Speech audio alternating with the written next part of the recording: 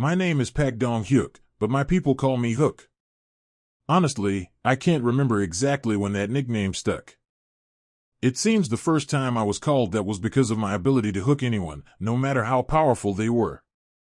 But if you look deeper, the nickname Hook has long outgrown a mere joke within my gang. I no longer see myself as the person I once was, a heartbroken boy driven by a desire to fix everything. To the world, I'm a cold and ruthless boss of an underground empire. To myself, I'm a collection of shattered pieces of the past that can't be put back together. I grew up in a godforsaken shack on the outskirts of Seoul. My parents, as far as I remember, were kind to me, but they never had the strength or means to escape poverty. My father got by with odd jobs, my mother sold vegetables on the street, everything was miserably hard. But despite our poverty, there was still room in our home for laughter and warm hugs. But childhood ended far too abruptly. And that's when he entered my life, Seo-jae-sun. A rich and powerful man who held the fates of many in our neighborhood in his hands. To some, he was a benefactor, giving loans, hiring workers, and creating jobs. But to us, he was a destroyer. My father once borrowed money from Seo-jae-sun to pay for my mother's treatment when she fell seriously ill. The amount was huge by our standards, and my father became this man's debtor without even realizing who he was dealing with. At first, my father thought he could manage. He worked around the clock, hardly came home, but the interest grew like mushrooms after the rain. Soon, Seo-jae-sun started threatening him, demanding the debt be repaid. When he realized my father couldn't pay on time, he took our shack. We ended up on the street, and my mother, hospitalized with no way to pay for the bed. At that very moment, when I tearfully begged Seo-jae-sun to give us just a little more time to find the money, he just looked at me like I was nothing and said, "I forgive no debts. Maybe in your next life, you'll be smarter." That same night, my mother died. My father couldn't bear the grief and resorted to desperate measures. He got involved in crime, trying to get rich fast and reclaim what we lost. It all ended when he was killed by the very people he did dirty business with. I was left alone, on the street, consumed by a hatred that gnawed at me from the inside. Since then, my hatred for Seo-jae-sun has lived inside me. I swore I would grow up, get on my feet, and make him regret what he did to my family. I'd make him feel as helpless as I did, shivering in a wet alley outside the hospital where my mother lay dying. Over the years, I realized the world is built in such a way that true justice is hard to get without power, influence, and money. Seek revenge through the law? Please. The law is often bought by those very great men like Seo-jae-sun.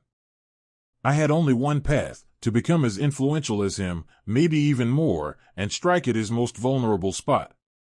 But first, I had to survive. I started with petty street crimes, theft, small scams. Even then, I was observant, good at negotiating and smoothing things over. I learned street logic. Before storming into someone's space with a knife, consider if there's a smarter way to get what you want with less risk. I noticed that people often sell themselves for far less than you'd expect. For some, just listening to their problems is enough to make them your ally. Some are happy to spy for you for a few bills. Others turn a blind eye to your business if you keep them safe. And some are even ready to kill for you if you save their family. In short, the world is a web of mutual obligations, and I learned how to weave that web. By the time I was around 19, people were already talking about me in certain circles. That kid with the face of a child but eyes that could bore a hole through a concrete wall. I didn't allow myself to go soft. I remembered my goal, to become strong enough to reach Seo-jae-sun. And you know, one day I felt like I was his equal. But that wasn't enough. I didn't just want to defeat him financially, I wanted to break him morally. I wanted him to taste the same bitterness I did, the loss of loved ones, fear for his life, the anxiety that tomorrow might never come. But not just to kill him, that would be too easy and quick. I craved something far more intricate. Yes, I may sound like a monster. Sometimes, I even think I've become one. But something inside me still stings painfully when I see a crying child or hear a poor soul begging for help through tears. I know what it's like to bang your head against a wall of indifference. That's why, strangely enough, many people in my neighborhood respect me. I protect those who pay me, but I do it in a way that spares them the kind of suffering my family once endured. In my criminal circle, there is no ruthless chaos, because I remember all too well what it feels like to be the victim of merciless people. But there is one thing I have never forgiven, and never will: betrayal and open hostility against me. Eventually, we all face a choice: to follow the path of revenge or stop and try to see the world with new eyes. But I was convinced it was already too late to stop. Hatred is the fuel that keeps me burning. And no emotion should be allowed to break me. Or am I wrong? The bar I own is called the Dark Lily. Why that name? Probably because the lily symbolizes innocence and purity, and I surrounded it with darkness, this place, where business is often conducted that can't survive in the light. In the Dark Lily, the music is loud, the alcohol flows freely, and deals are made in half-lit booths. Still, I'm proud of this place. It has become a kind of hub where I can control the flow of information. Everyone who walks in here is, in one way or another, tied to something important. You just have to know how to listen. That evening, I was sitting in a private booth behind a frosted glass partition, from where I could see the bar and the tables. I held a glass of whiskey in my hand. Bitter taste, but I was used to it. Whiskey and cigarettes had become my constant companions, even though deep down I knew they were destroying my body. But realistically, I'd been broken inside for a long time, so I didn't feel sorry for myself. At 28, I already felt like an old man, tired of life, filled with calculated rage and emptiness. My guys, loyal allies I took in from the streets and raised under my wing, kept the order. Among them was Kang Min-suk, my right hand. Tall, sharp-eyed, he managed security and often relayed important information to me. I trusted him. He'd been with me from the beginning. He was the one who told me that a few unfamiliar faces had just entered the bar, probably from another district. I grew alert and ordered the guys to stay sharp. Suddenly, the door opened, and a girl walked into the bar. In the dim light, I first noticed only the outline of her figure. Her shoulders were slightly tense, her walk cautious. She didn't seem like someone used to places like this. After glancing around, she made her way to the counter. I grew curious. Who was this stranger? Why were her eyes darting nervously along the walls, as if she were searching for someone? I glanced at Min-suk, and he caught my look. He drifted toward the bar to eavesdrop. The loud music made it difficult, but his experience let him pick out key phrases. Soon he returned and whispered. She asked the bartender where to find Pak Dong-hyuk. Says she wants to talk about her father. My eyebrows instinctively drew together. What kind of business could she possibly have with me that's related to her father? In our world, that usually means, I'm looking for you because your people hurt my father. But if her father's from the lower ranks, she might be here to ask for help or protection. Or maybe she's the daughter of one of my debtors. There were countless possibilities. Nevertheless, I ordered Min-suk to invite her to my office. I was ready for anything. The girl walked in. The lighting in the office was soft. Slender lamps covered with crimson fabric created a dim, subdued atmosphere. She looked around nervously. Now I could clearly see her features. Fair skin, large eyes slightly widened from anxiety, hair cascading over her shoulders. She wore a simple pink dress, without any accessories. She looked nothing like those daughters of wealthy fathers, flaunting designer bags and loud makeup. I gestured for her to sit across from me. She lowered herself onto the leather couch, glancing toward Min-suk, perhaps worried he would stay in the room. But I signaled for him to leave and closed the door behind him. A pause settled between us. I could feel the tension rising. Finally, I broke the silence. So, I'm Pak Dong-hyuk. Who are you, and what did you want to discuss? She looked at me, slightly frightened, but spoke firmly. My name is Seo Hyun-ae. My father is Seo Jae-seon. In that moment, something snapped inside me. It was as if time froze for a second.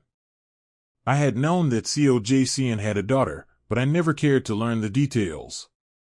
After all, my plan for revenge never involved dragging innocent people into it. But fate, it seemed, had brought her to me on its own. I kept my face stone still, though inside, a volcano of recent memories began to churn. So what? I asked dryly, raising an eyebrow. I need to talk to you, she said, her voice trembling, though she tried to stay composed. From what I understand, you are involved in certain affairs in the city. I'm looking for help. The situation felt almost farcical. The daughter of the man who destroyed my life was now coming to me for help. If I were the man I used to be, merciless and fueled by hatred, I might have taken her hostage right then and there. But I'm a more subtle player now.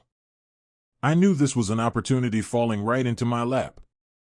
I relaxed my shoulders slightly, putting on the face of an interested and friendly conversationalist. Help? From me? I repeated, giving her a chance to open up. Yes. You see, I don't know exactly what it is you do, but I've heard that you have influence in certain circles. My father. He's in danger. It seems he's gotten involved in something dark and now. She looked away. I don't know all the details, but I think he's being threatened by some people. He won't tell me anything. He locks himself in his office, disappears at night, and barely speaks to me anymore. I only managed to find out that someone is blackmailing him. She clasped her hands together, and I noticed how white her fingers had turned from the tension. I could have thought she was faking it, but her anxiety seemed all too real. You want me to protect your father? I asked, hiding the strange mix of emotions inside me. Yes, she said, her eyes locking with mine. I understand it might sound illogical. My father seems to have plenty of resources. But these people must be powerful if even he's afraid. I thought maybe it would benefit you to work with him. I don't know how your world works, but please, help me. I'm afraid I'll lose the only person I have left. I closed my eyes for a moment. What a twisted turn of fate. She was asking me to protect the man who doomed my family. A chaotic storm of thoughts rushed through my head. Here it is, an inner voice whispered. This is your chance. She walked right into your net, Hook. All you have to do is play nice. She trusts him, and you'll get closer to COJCN than anyone else. And then, you'll make him pay dearly. I gave her a slight smile, doing my best to make it seem warm and genuine. I understand your concern. Let's do this. Leave me your phone number, and I'll contact you once I know how I can help. But let me be clear, my help doesn't come for free. I'm willing to pay, she said quickly. With money? I asked, narrowing my eyes slightly. She sighed. I don't have much. But maybe I can work it off. Or I'll do whatever you say, she said, her voice a blend of desperation and determination. Whatever I say, those words were music to my ears. I nodded. All right. No rush. I'll look into the situation first. But I'll need to speak with your father. I doubt he'll be pleased that you came to me. Please don't tell him it was me. Just say you found out about his troubles on your own. She looked at me pleadingly. Fine. Your secret is safe. She scribbled her number on a napkin and carefully handed it to me. I tucked it into my pocket, still wearing my mask of friendliness. As she stood and walked to the door, I noticed her breathing was uneven, clearly nervous. Maybe she realized she was playing with fire by coming to a crime boss. Maybe she sensed the danger in me. But I also saw resolve in her. This girl clearly wasn't easily frightened.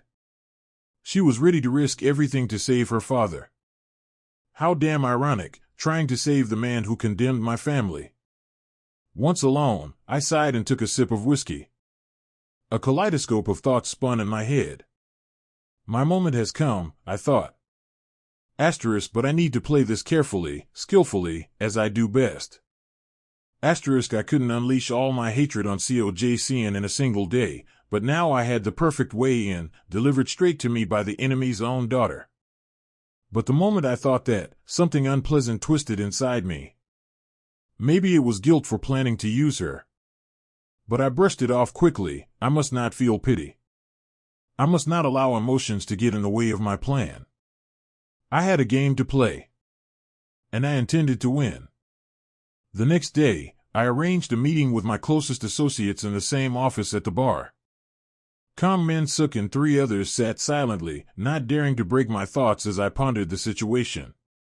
I told them about Seo Hyunae's visit, leaving out no details. They exchanged glances. I could see the question in their eyes. Was I really thinking of working with the daughter of our main enemy? You all know what I'm after, I said, staring into the void. COJCN is the root of all my misfortunes. If I can get access to him through his daughter, things could turn out very favorably. So what do you plan to do? Min-suk asked cautiously. First, we find out what kind of trouble he's in. Then we'll see. I leaned back. I had to move slowly and carefully in this. This wasn't the same as tracking down and shooting some low-level thug. COJCN was a respected man in the city. He had protection, contacts in the police, and most importantly, money and influence. Any direct attack on him could end in disaster if I wasn't thoroughly prepared. But now that the door had cracked open, I could start infiltrating his world, step by step. As for the girl, I continued, she has to trust me. Without her trust, we won't get enough leverage over her father. You planning to play on her emotions? Asked Choi Yun-bin, a short man with a cunning squint. I gave a brief nod. If I must. I don't intend to pity her. She's a key. Yes, I might need to act romantic. But in the end, I'm not out to destroy the girl, I'm after her father. My men nodded. This logic surprised no one. In our world, love and relationships rarely stood in the way of grand plans. More often, they were tools to achieve them. It may sound cynical, but that's who I am, and that's the world we live in.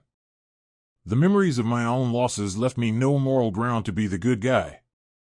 I'd long since told myself that path wasn't for me. That evening, I decided to accidentally run into COJCN. In truth, one of my men embedded in his circle tipped me off that he'd be dining in a high-end restaurant in Gangnam with the local police chief. A perfect opportunity. I showed up, presenting myself as a respectable entrepreneur in the club business. Naturally, the waiters introduced us with overly polite smiles. COJCN looked slightly surprised when he saw me, but immediately put on his trademark successful businessman smile. Pak Dong-hyuk, right? He said. I've heard about your establishments, supposedly quite profitable. I shook his hand like we were old friends. Yes, Mr. CO, thank you for your kind words. At your service. If you ever feel like spending an evening in a nice atmosphere, I'd be happy to host you. We exchanged a few more pleasantries. I noticed how closely he was examining me. Maybe he sensed some threat. I mean, in the world of business, especially the semi-legal kind, rumors travel fast. But he said nothing out loud.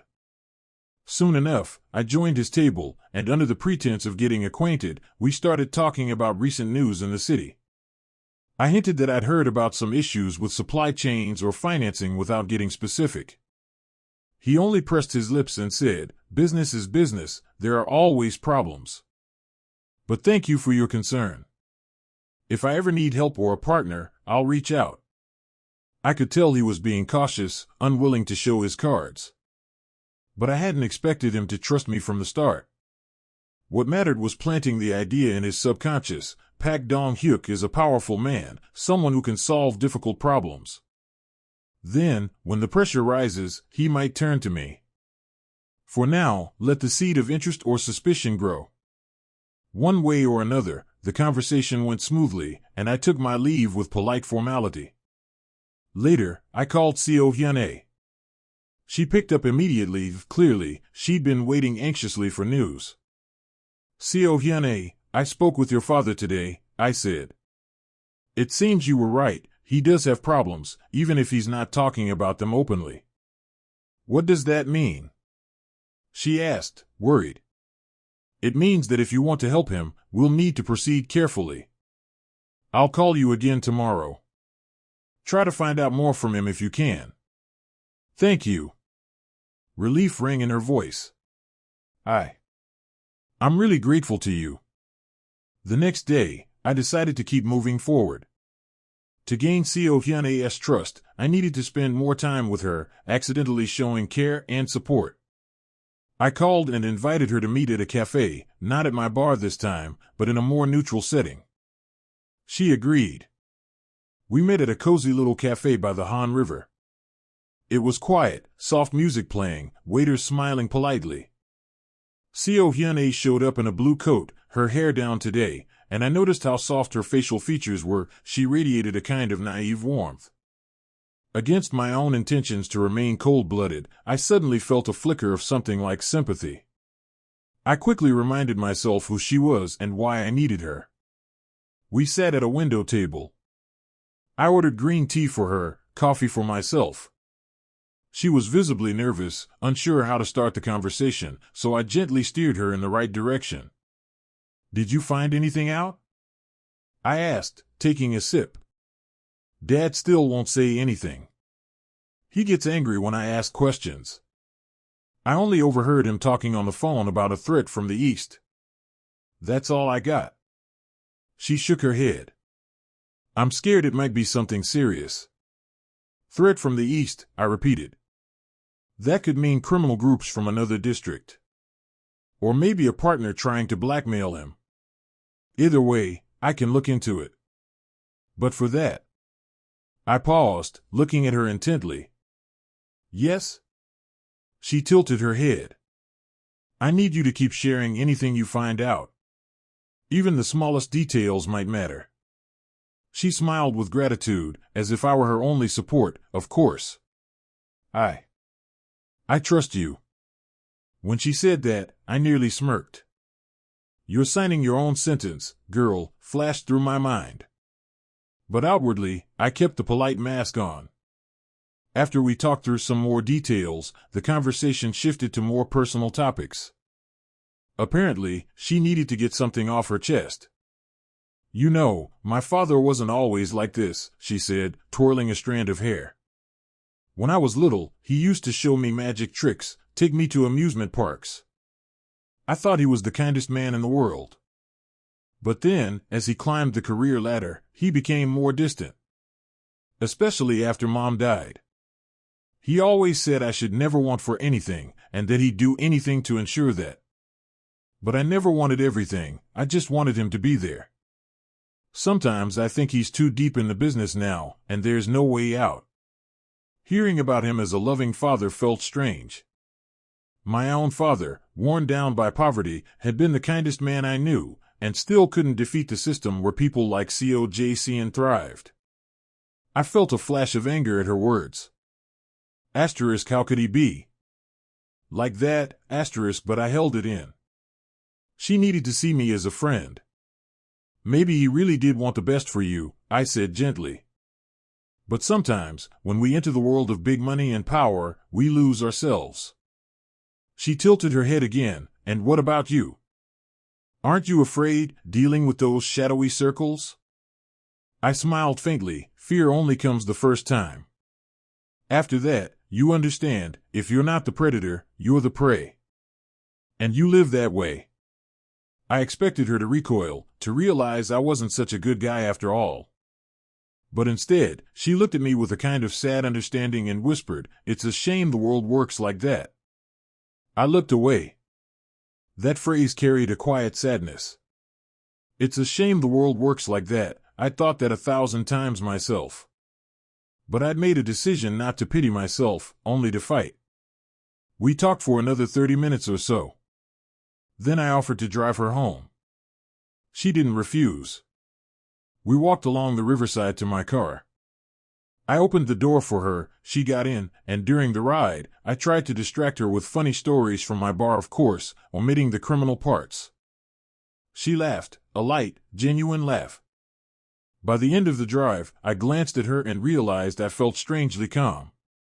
For those 30 minutes, I wasn't Pak Dong-hyuk, the man everyone feared. I was just a guy driving a pretty girl home. "Thank you for the coffee and the talk," she said as she got out. "Thank you," I replied. "Take care. And remember, if anything happens, call me immediately." She nodded and disappeared behind her front door. I saw the silhouette of a man in a fancy suit in the window, probably Seo himself, unaware that I'd just dropped off his daughter.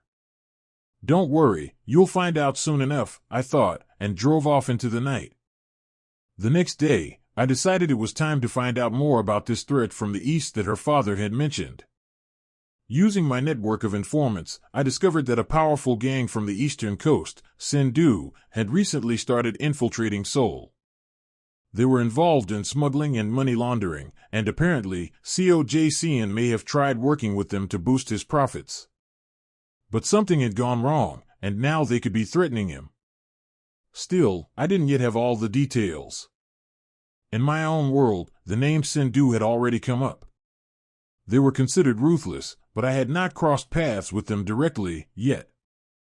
However, if they had set their sights on a city where I was becoming the Shadow King, then sooner or later, a confrontation would be inevitable. So, if I played my cards right, I could use their interest in So Jae-sun to gain control over his assets, or at least weaken him. Naturally, caution was required. The meeting with my people was brief but productive. Min Suk reported that he had tried to establish friendly contact with several members of Sindhu. They weren't opposed to cooperation, but as he put it, they see us as potential rivals, not partners. I decided, let them see us as rivals for now, but we could offer them a deal, for example, provide important information about So Jae-sun's affairs. That would create a double blow for him, on one side, a threat from Sindhu, and on the other, a helping hand from me, his mysterious ally. But I hadn't forgotten about So Hyun. She needed to believe I was truly trying to save her father. So I called her and told her I had found some leads, hinting that a certain group was interested in her father's business. She got scared, but I reassured her, it's under control. I'll try to learn more and maybe settle the matter through negotiations. But I need to understand what obligations your father has to these people. I don't know, she said. But I'll try to find out from him. Be careful, I warned.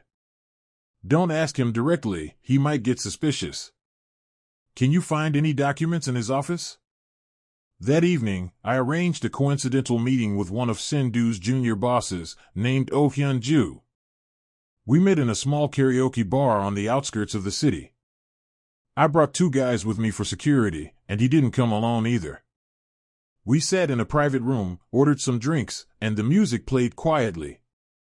I could feel the tension in the air. These were not the kind of people who held friendly talks without caution. "You're Park Dong-hyuk, right?" asked Oh Hyun-ju, looking me over from head to toe. "I've heard a lot about you. They say you have quite a bit of influence here in the capital." "And you, Oh Hyun-ju, are no rookie either," I said, giving a cold smile. "I've heard plenty about Sindhu. I take it you're looking to establish a presence in this city?" He shook his head. "If we wanted to take over, we would have done it already. We're only interested in certain transactions. But someone's getting in our way as we try to enter the local market." "So Jae-sun?" I asked. He grimaced. "Yeah, that old man plays king. We signed a couple of contracts with him, and then he started messing us around, missing deadlines and payments. Seems like he thought he could play dirty with us. Now we'll have to show him otherwise." I feigned a hint of sympathy. "I don't know what happened between you, but I can help you sort it out. I've got people in City Hall, a few contacts in the police. I don't like conflicts like this happening in my city." Oh Hyun-ju smirked. "And why are you being so noble, Park Dong-hyuk? Any hidden motives?" I narrowed my eyes mockingly. "My motive is simple. I want order to remain in my hands. If So Jae-sun stirs things up, that's bad for me. If you start an open war, that's also bad for me. I suggest we handle everything quietly and profitably, for both sides. We exchanged looks. I knew the Sindhu people weren't naive enough to believe I cared about order for free. But if I could show them I could offer useful information or assist in pressuring So Jae-sun, they would agree to cooperate. And I, in the meantime, would gain leverage. The conversation moved slowly. We discussed the possibility of dividing zones of influence, and I proposed to provide them with certain channels for their goods through my bar and club network, of course, all under my control. They liked the idea. After all, I really did have connections, and they needed to establish themselves quickly. In return, they promised to stay away from my internal market and not touch my assets. And of course, I added, if you ever need to put pressure on So Jae-sun, I can help with that too. Just let me know when. We'll let you know soon, replied Oh Hyun-ju with a grim smile. The old man still doesn't realize who he's dealing with.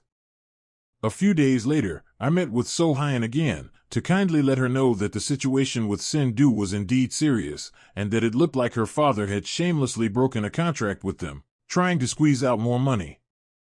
She listened anxiously, turning pale from time to time. I almost felt sorry for her, but I hadn't forgotten my goal. We sat in her favorite cafe. She told me she had managed to sneak into her father's office while he was out and had taken photos of some documents. She placed her phone in front of me, showing the pictures. I scrolled through several documents, contracts, invoices, letters. Special deliveries of certain goods, large offshore transfers, classic tricks used by people like So Jae-sun to multiply their wealth. It seemed he had made a deal with Sindhu but at some point decided to cheat them, or was unable to meet the terms on time. This could be a very bad sign, I said, closing her phone. If Sindhu finds out he's trying to deceive them, they might take harsh measures. We have to do something. So Hyun exclaimed desperately. I can't just sit idly by. I'm already trying to establish contact with them. Let's see what comes of it. But there's one question, did your father even know that you... I paused. Are interfering in his affairs? No, she admitted. If he found out, I probably wouldn't be in good shape. But I can't do otherwise. I worry too much about his life. I nodded understandingly. I briefly thought, she really loves her father.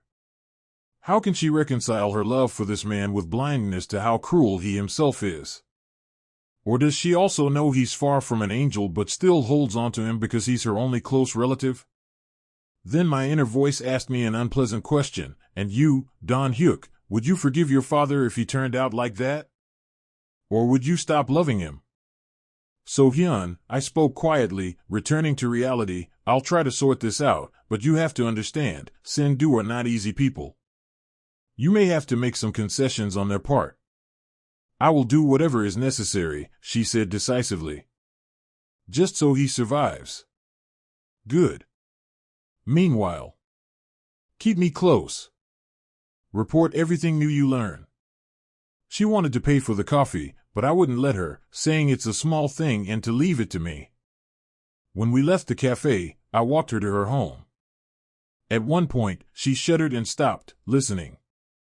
I also became alert. My hearing is trained to catch the slightest signs of danger.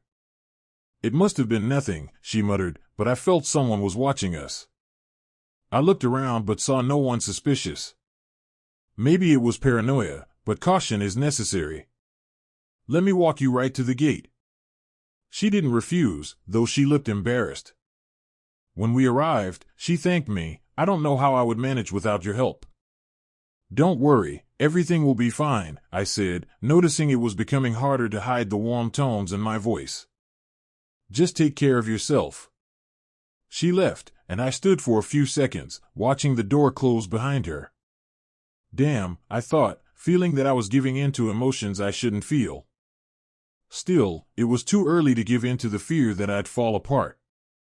My goal is to destroy her father's life, and she is just a tool. Isn't she? That same night, one of my informants came to my bar, an inconspicuous middle-aged man. He told me several Sindhu members had been seen near So Jae-sun's house, surveilling it. It looked like they were preparing for some active move. Maybe they were planning to intimidate or even kidnap him. Hearing this, I felt sharp concern for So-hyun.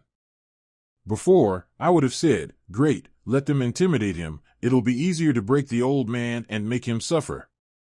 But now I thought about how she might get hurt.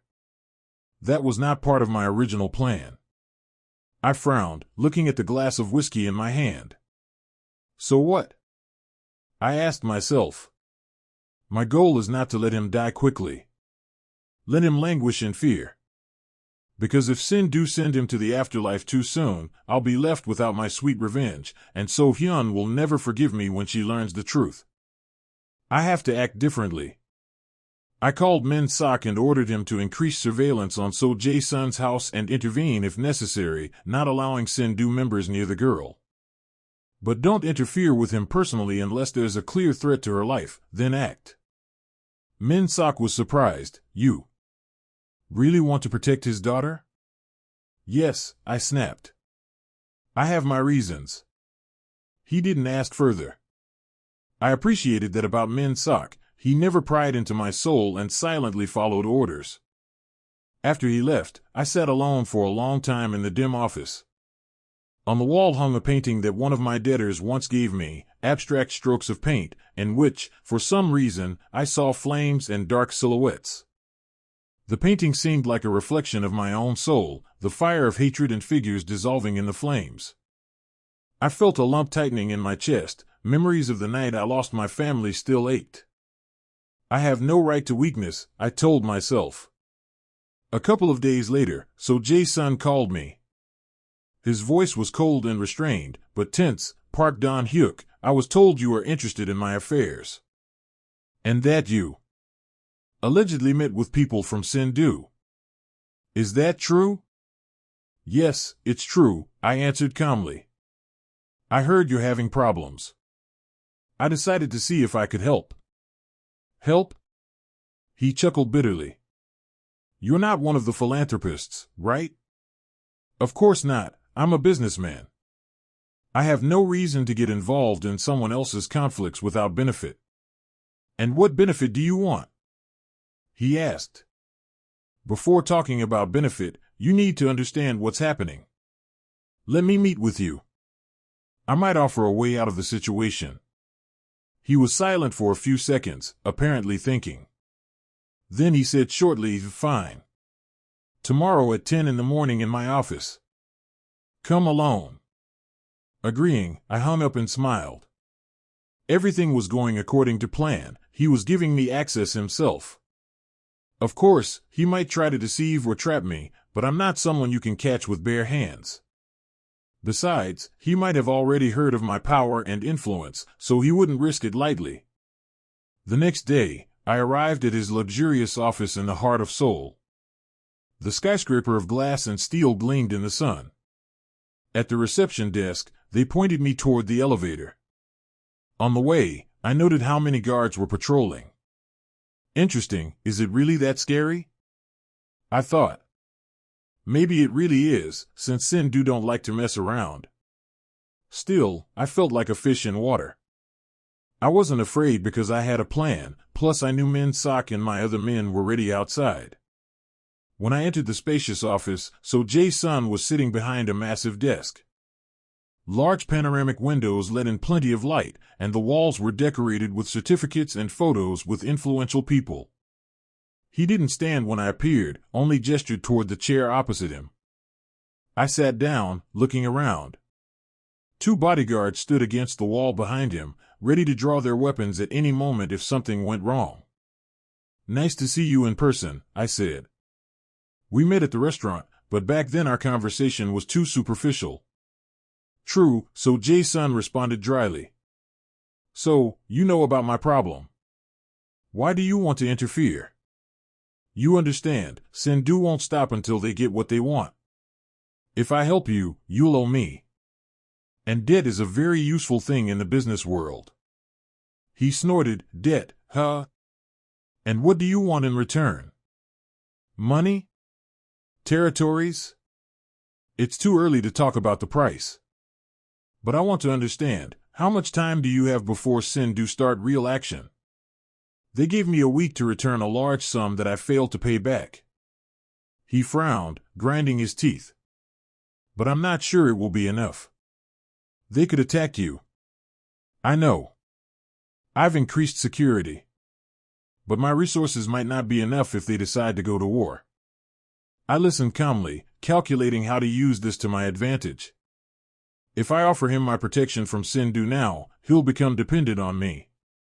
However, I need to be careful not to scare him off, otherwise he might find other allies, and I don't need that. All right, I said, steepling my fingers. Let's say I can settle the issue with Sindhu. Let's say I can persuade them to compromise, maybe extend deadlines or reduce the amount. In return, I'll ask you for a favor. What kind? A couple of joint projects.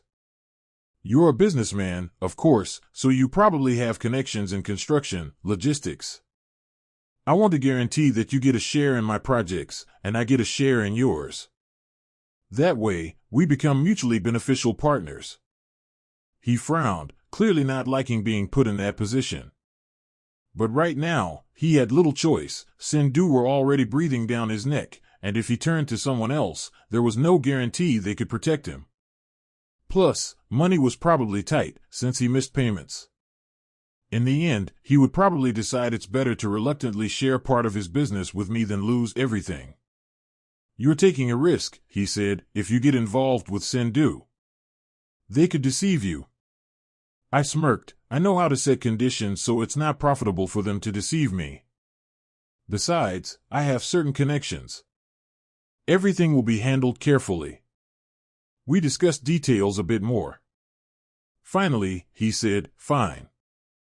I agree. But if something goes wrong, don't be offended, Park Dan-hyuk. Consider it a temporary alliance, I replied. We shook hands, though there was no trust in the gesture. Then I stood up to leave. Suddenly, the door opened, and So-hyun entered the office. Upon seeing me, she froze, her eyes flashing with surprise and fear.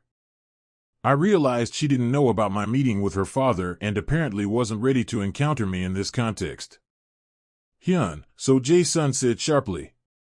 What do you want? She bit her lip. I wanted to bring you some tea, father. Sorry. I watched as she carefully placed the tray on the desk, trying to appear calm. But her hands trembled slightly, and her gaze was lowered. I knew she was nervous. Her father might suspect that we know each other better than just business. Daughter, meet Park Dan-hyuk, So Jae-sun said. Nice to meet you, she nodded without looking up. Yes, nice to meet you, I responded as neutrally as possible. Your father is a remarkable businessman. I'm glad we have the opportunity to cooperate. She quietly left, and I noticed how So Jae-sun roughly pushed the tea tray aside without saying thank you or please to his daughter. In my eyes, he appeared once again as a heartless man who treats even his closest kin with contempt. No wonder he destroys others' lives for profit. Leaving the building, I got into the car inside. My double game was only beginning but already weighed heavily on my shoulders. Sometimes, I felt like I was returning to the time when I was a child, desperately knocking on officials' and bankers' doors to save my parents. But now I am different. I am Park Dan-hyuk. And I won't stop until I take everything I need. A couple of days later, the situation escalated. Sindhu began acting more aggressively. They seemed to have grown tired of waiting. Through my channels, I learned that one of the vehicles escorting So Jae-sun's goods was set on fire on the highway. Thankfully, no one was hurt, but the damage was enormous. It was a clear signal, we're willing to go to extremes. I called Min-sok. So Jae-sun needs to understand that I'm the only one who can protect him in this situation. Arrange for a couple of my guys to create the appearance that we're patrolling his area, defending against Sindhu. But be careful not to provoke an open conflict. Min-sok nodded. Got it. We'll take care of it today.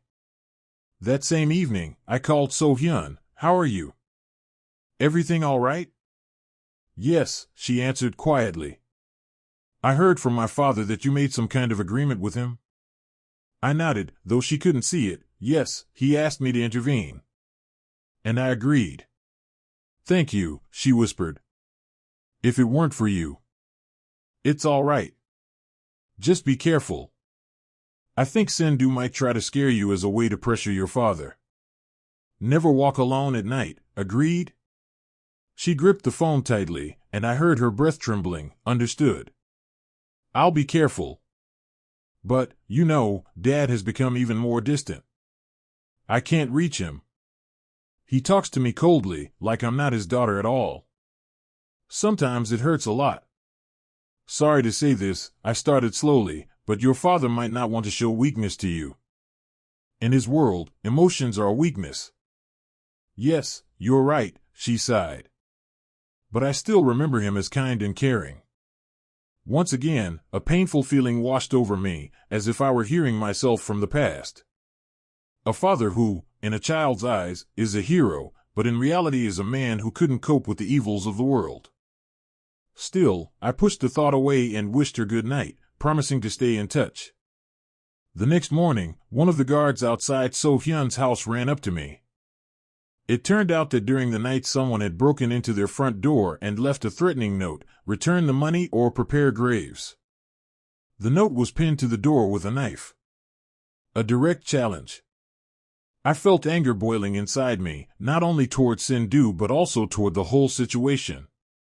I wanted to make a move that would put everything in its place. And I had a plan. I contacted Oh Hyun-ju from Sindhu and arranged a meeting at another place I owned, the Black Irish Restaurant. It was a more official venue where we could talk calmly. He came with his men. This time, I brought Min Sok and another reliable man, Lee Hwan-chul. We took a private room, ordered food, but none of us were really interested in eating. You decided to speed things up, huh? I asked, looking him in the eyes. Tired of dragging it out, he replied coldly. The old man is stalling, and the debt isn't paid. We just showed him that messing with us isn't a joke. I have a proposal. If he doesn't pay within 3 days, I'll personally collect the debt. Consider me the guarantor. But I need you to stop threatening his family for now. I still need him alive and somewhat capable.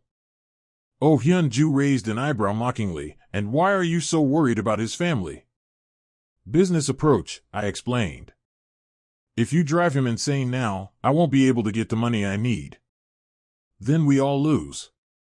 But if we give him some breathing room, he'll make the money, and you'll get yours. I saw him think it over.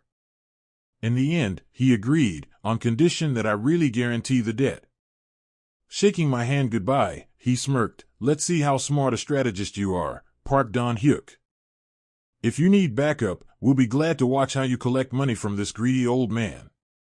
After they left, I sat for a while in the hall, staring at the half-empty glass of tea.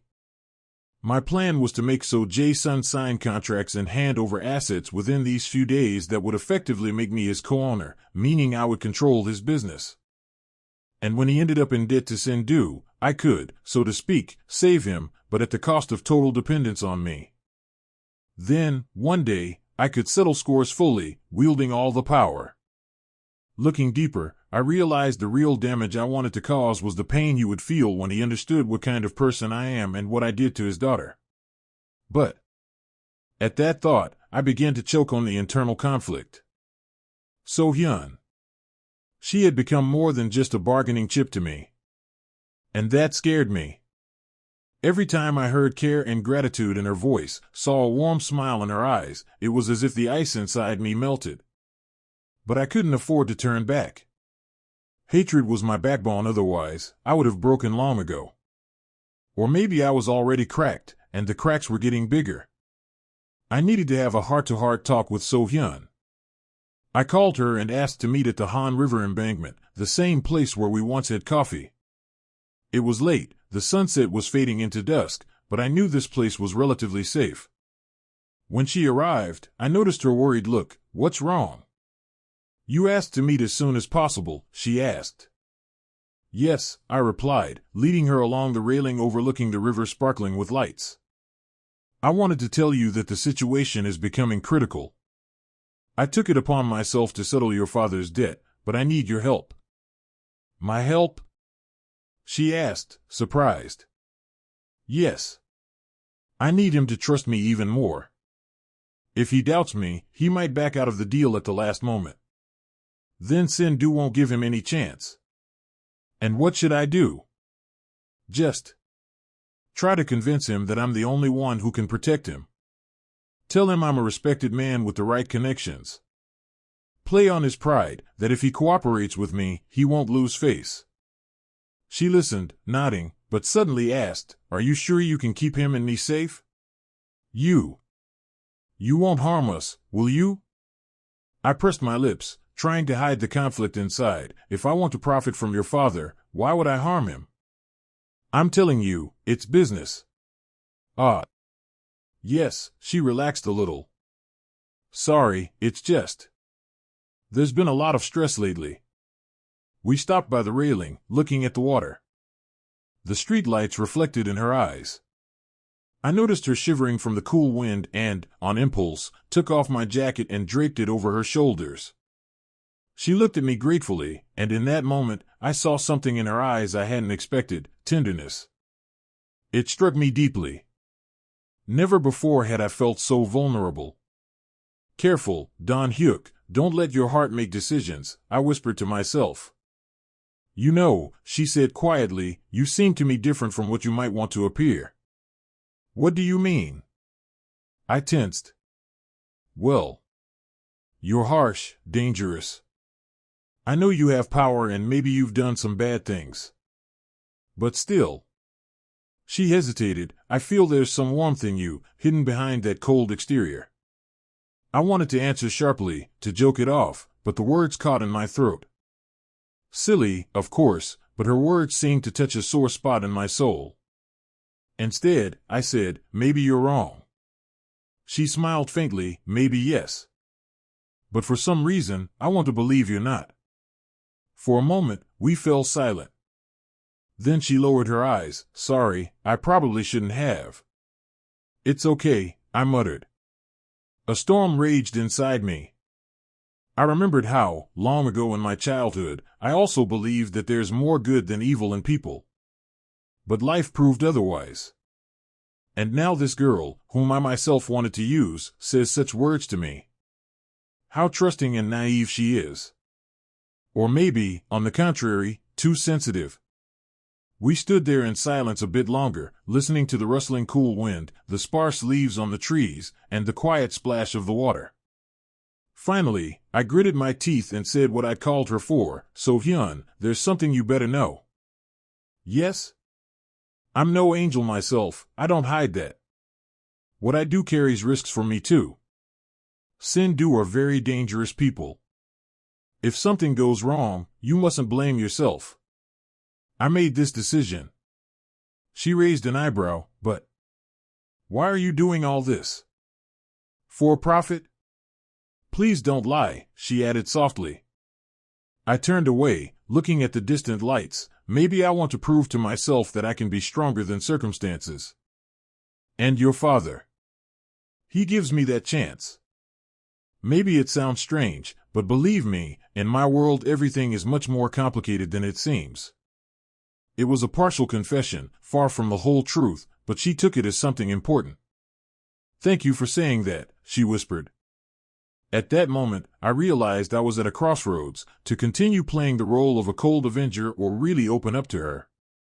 But the truth was too dark, and it would likely push her away. And I didn't want to lose her. A paradox, isn't it? The next day, I carried out my plan, contacting So-jae-sun and telling him I could cover his debt to Sindhu. To do this, he needed to sign a series of papers creating something like a joint holding, where we'd both be investors, but in fact the controlling stake would be mine, since I was making the major contribution. Legally, it looked legitimate if you didn't dig into the source of the funds. At first, he hesitated, suspecting a trick, but evidently fear of Sindhu outweighed that, and he agreed.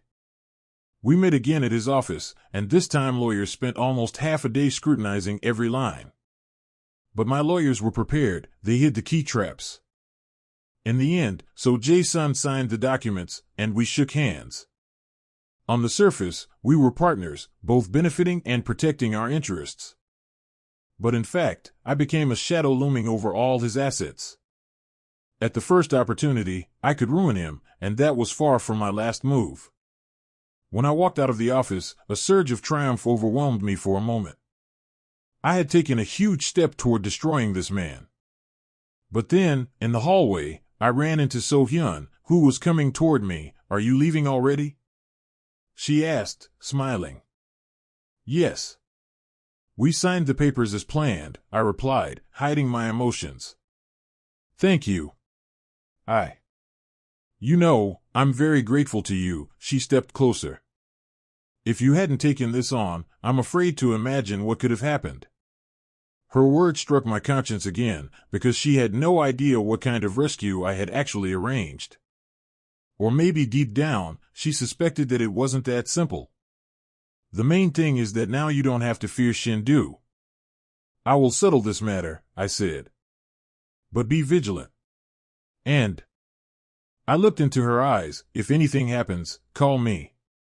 She nodded, and feeling a strange excitement, I quickly headed to the elevator so as not to linger. The next day, Oh Hyun-ju from Shin-do called me in for a talk. We met at the Dark Lily, but this time I kept my entourage at a distance so as not to scare him off. He was angry. "You're covering for that old man." He started right away.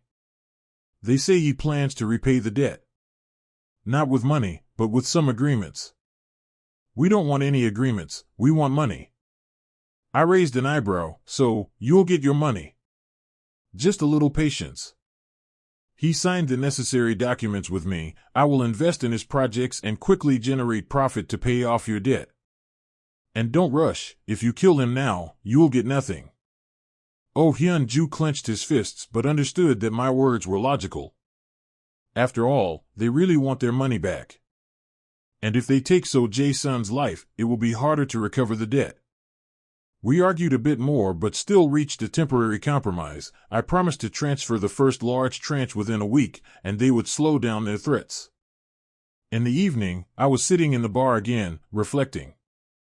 I had gotten almost everything I wanted: access to So Jae-sun's business, the ability to control it. All that was left was to deliver the final blow when he was fully under my power.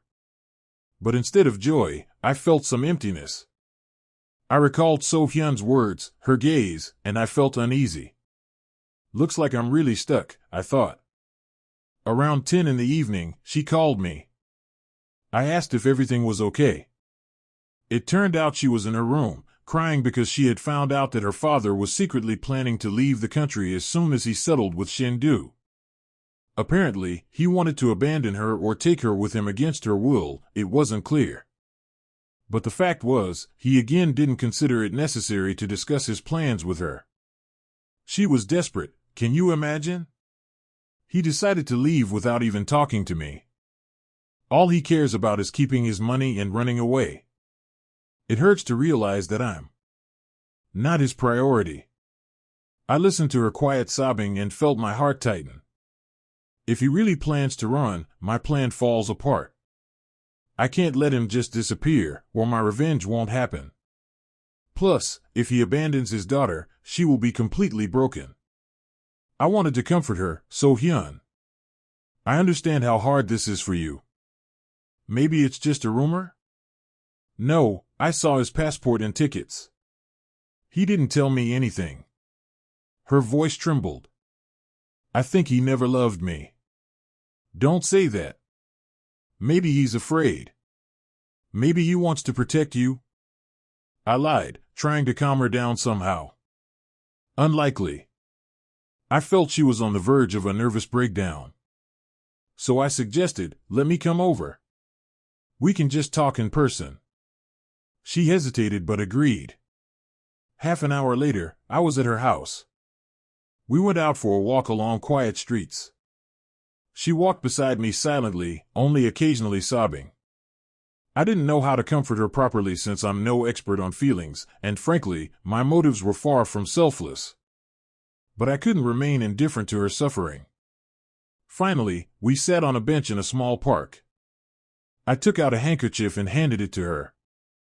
She wiped her tears and, looking at me with reddened eyes, spoke, "Why do you care about me so much?" I sighed, "Because I do care about what will happen to you. I'm not a very important person in this city. Your interest in my father is clear, you're a businessman. But in me? Don't say that. You are important. At least, to me." She opened her eyes wide in surprise. I felt heat rush through me from my own confession. Yes, I had practically admitted that she was important to me. It was true. Even though I didn't want to, I had grown attached to her. This was no longer just a game. She took my hand, and I felt her warm palm, slightly damp from tears. The evening wind chilled my cheeks, but inside, everything was burning. We sat like that, not saying a word, for several long minutes. Then suddenly, she gently laid her head on my shoulder. I carefully wrapped my arms around her shoulders, and in that moment, it felt like I was capable of anything, just so she wouldn't cry. A feeling I hadn't known in a long time overwhelmed me, the desire to protect, not to destroy. What about my revenge now, hammered in my mind? But damn, in that moment, it seemed I was ready to give up everything just to keep her safe. Then I remembered my parents, the past. And a chasm opened in my soul. Asterisk I can't forgive. I can't forget, asterisk I told myself. Doubts and feelings mixed into one painful cocktail. The next day it became clear the events were heading to a climax. So Jay's son probably suspected that my help had two sides to the coin and decided to accelerate his escape plan. When I arrived at his office to discuss the money transfers for Shindu, he looked at me suspiciously. "I heard you've been spending too much time with my daughter," he said, piercing me with his gaze. "What's that for?" I kept calm. "I'm meeting all your family members to better understand how to help you." "Is that a crime?" "If you're trying to mess with her head." "You better stop," he hissed. "My daughter means a lot to me." I almost laughed at that lie. "Means a lot?" I repeated mentally. He's about to run away without telling her a word. "I'm not in your position to decide who she should talk to," I answered coldly. "As for our business, the money for Shindu is almost gathered, just a few deals left, and I'll make the transfer." "No need. I'll handle it myself." So Jay's son suddenly stood up. "I've already arranged with people who will give me a loan abroad. So, I no longer need your services." "Are you sure?" I squinted. "Shindu might not appreciate you trying to do everything without me. That's my problem." He paced back and forth in the office. "Do you think I don't understand you're trying to tie my hands and feet? That contract, it's a trap. I know everything. You want control over my assets. But you won't succeed. I've already prepared documents to terminate it." I held back a curse. So, he had indeed figured out my plans. But I had connections in the registration offices, and terminating the contract wouldn't be so easy. Still, the situation had become complicated. "You can try," I replied, "but remember, Shindu won't forgive if I stop defending you." "Doesn't matter," he said grimly. "I'm leaving tonight, and let them go to hell." "Tonight?" I repeated silently. He wasn't joking.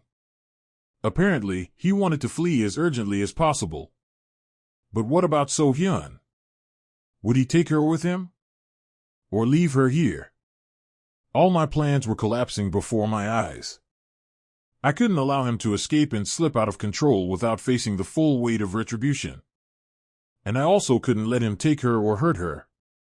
Anger boiled inside me, and I couldn't hold back. "You're a pathetic coward. Running away, abandoning everything just to save your own skin."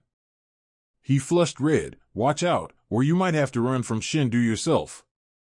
As for me, I'll find a way out somehow. I barely restrained myself from grabbing him by the throat.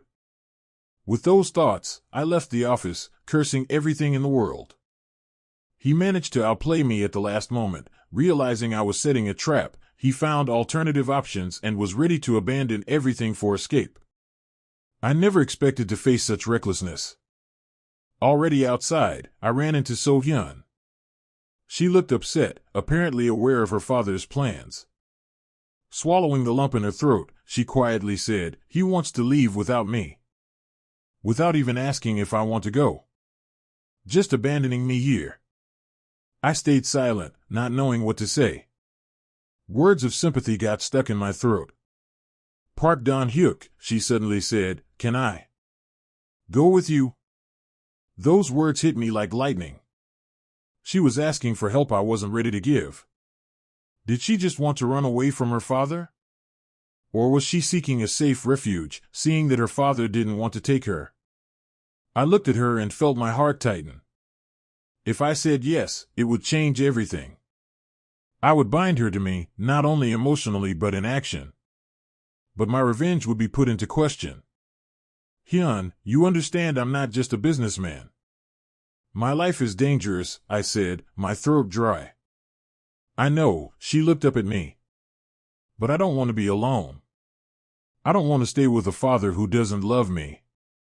I can't stand being in our house anymore."